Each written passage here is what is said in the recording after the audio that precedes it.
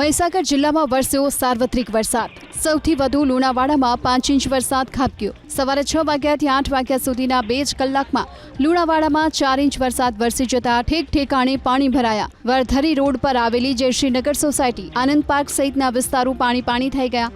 માર્ગો પર કેમ જાણે નદી વહેતી હોય તેવા દ્રશ્યો પણ જોવા મળ્યા। બસ સ્ટેશન પાસે હાલોલ શામળાજી હાઈવે પર તો ગોઠણસમા પાણી ભરાયા, જેને લઈને વાહન ચાલકોને મુશ્કેલી પડી। હાઈવે પાસે આવેલી દુકાનો સુધી પણ વરસાદી પાણી ઘૂસ્યા। લુણાવાડાની માંડવી બજાર, હાટડિયા બજાર, હુસેની ચોક પર જળબંબાકારની સ્થિતિ જોવા મળી। લુણાવાડા ઉપરાંત સંતરામપુર અને ખાનપુરમાં 8 ઇંચ વરસાદ વરસ્યો। વીરપુરમાં 2 ઇંચ અને બાલાસિનોર અને કડાણામાં 1 ઇંચ વરસાદ વરસ્યો। વરસાદને લઈ લુણાવાડાની વેરી નદીમાં આવ્યા નવા નીર। સંતરામપુર તાલુકાના નાની ભુગેડી ગામનો કોઝવે પાણીમાં ગરકાવ થયો। સુખી નદીના પાણી કોઝવે પર ફરી વળતા બલૈયા ક્રોસિંગથી સંજેલી જવાનો માર્ગ બંધ થયો।